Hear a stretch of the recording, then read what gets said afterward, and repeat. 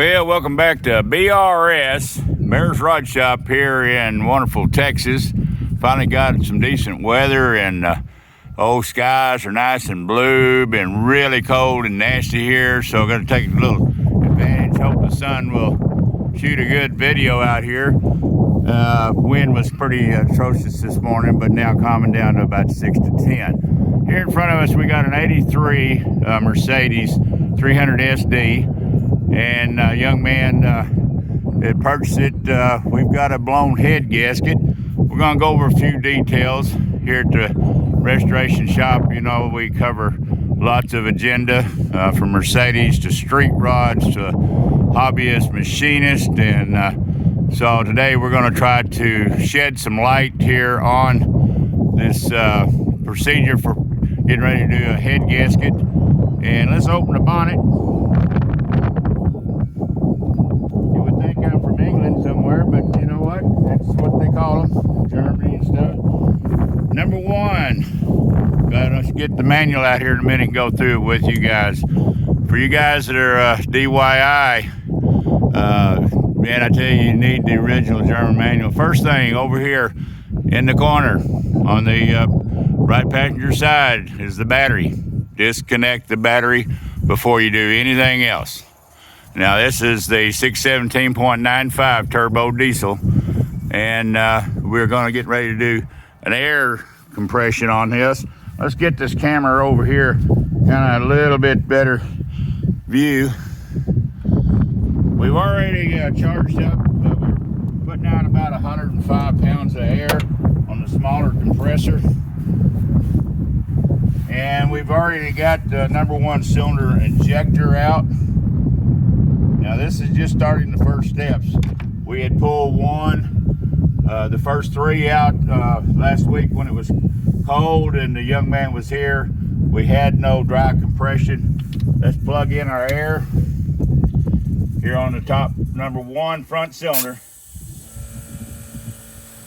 Let's see if you can hear this all right. See if I didn't jiggle around. All right. You can hear the compressor running in the background.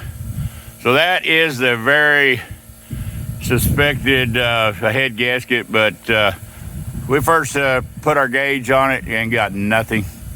So this video won't be today, disconnecting everything and putting it up number two. Top dead center on the timing chain and on the cylinder head and the compression stroke, and then you will mark the gear when we get the valve cover off where the two come together, and that motor is not to be turned over at all. Take the keys away from your desk or wherever. Don't leave them around. Of course, the battery's undone, and then put your notes on the mirror and the dash. Under service, do not start. All right, let's get this air line. We know it's blowing out right here on between one and the second cylinder. You can hear it definitely. So we know it's going to have to be done. Get rid of the air. And there's quite a bit of detail. Let's get the book out of the car.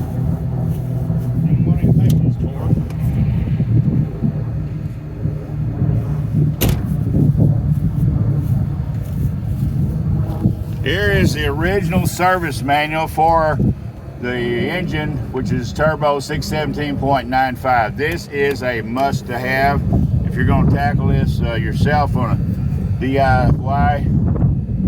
And page 400, in section 400, it's going to blow the sticker out. We'll give you all the list of tools, the procedures. I don't get these winds going to tear these pages. And here's where you get your cam, your timing chain and your cam, and mark clearly. I mean, I always do that, and then I put a scribe line between the two. And there will be the punch marks, but get that on number one cylinder. A must-to-have for every step of the way through this. And let's lay it over here. don't want to get it soiled. Had that book, probably, I think I got that from Mr. Ward when he passed away. Lord, I can't remember, but a dear friend of ours was a good diesel mechanic. Anybody that, like I say, we're going to tackle these, go do your research. And number two is very important. One is the battery, but number two, got to get that number one cylinder up on top dead center. And then follow the procedures of that manual. Don't depend on a Haynes or Chilton book. Go to the trouble if you're going to do this.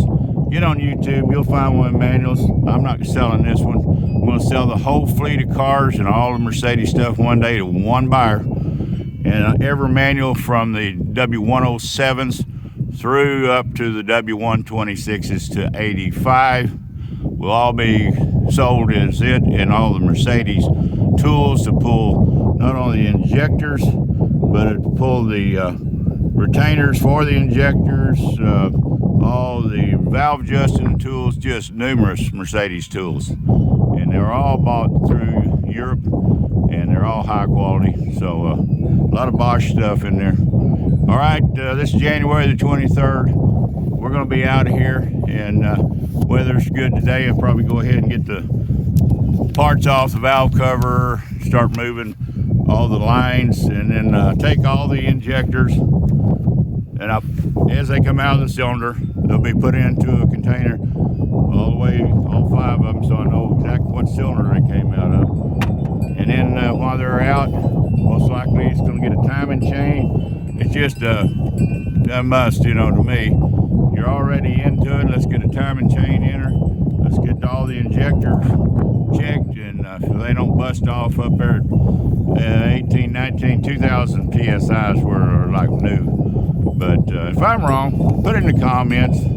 I love these cars. Been collecting them over 25 years plus, and I've drove more than I owned more than I should have. Got a 300D, beautiful car over there, 156 thou. Got to have a transmission, and it's a keeper. But there's 9 more Mercedes out back, and they all need to go to a happy new owner. All have titles but one. One is strictly was bought as a parts car. It had a busted transmission in it, and had a lot of cancer. Anybody needing parts, watching our videos, look up some of my videos. I have an email address listed in the descriptions. Like on Tool Fest, there's a 2021 Tool Fest video players list there that will have my email address.